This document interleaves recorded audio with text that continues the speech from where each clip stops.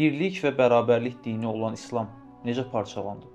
Məhəmməd Peyğəmbərin səhhətinin pisləşməyə doğru getdiyi zamanlarda İslam dünyası böyük bir sualla üzbəüz qaldı. Yeni xəlifə kim olacaq? İslam aləmindəki ən böyük ayrılığın kökləri məhz burada yatır.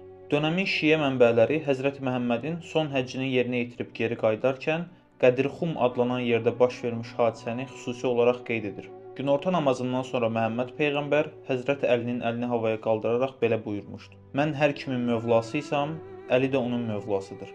İlahi, Əlini sevənləri sev, ona düşmənlik edənlərə düşmən ol." Şiə mənbələri bu hadisədən sonra Məhəmməd Peyğəmbərin özündən sonra xəlifə olaraq Həzrəti Əlini işarə etdiyini rəvayət edir. Sünni mənbələr isə 632-ci ildə Məhəmməd Peyğəmbərin vəfatından sonra xəlifənin təyin olunmadığını və bunun müsəlman dünyasının seçiminə buraxdığını qeyd edir. Məhəmməd Peyğəmbərin vəfatından sonra Mədinəli müsəlmanlar Bəni Səidə adlanan yerdə yeni xəlifənin seçilməsi üçün toplanırlar və Həzrəti Ömərin də dəstəyi ilə Həzrəti Əbubəkir yeni xəlifə seçilir. Dönəmin şiə tarixçilərinə görə bu hadisə İslam dünyasındakı ayrılığın təməl səbəblərindən biridir. Həzrəti Osmanın öldürülməsindən sonra Həzrəti Əli İslam xəlifəsi seçilsə də, müsəlmanlar arasındakı bu parçalanmanın qarşısı heç cür alına bilməmişdi. Bu parçalanma 680-ci ildə tarixin ən faciəvi hadisələrindən biri olan Kərbəla hadisəsi ilə geri dönülməz bir nöqtəyə çatdı.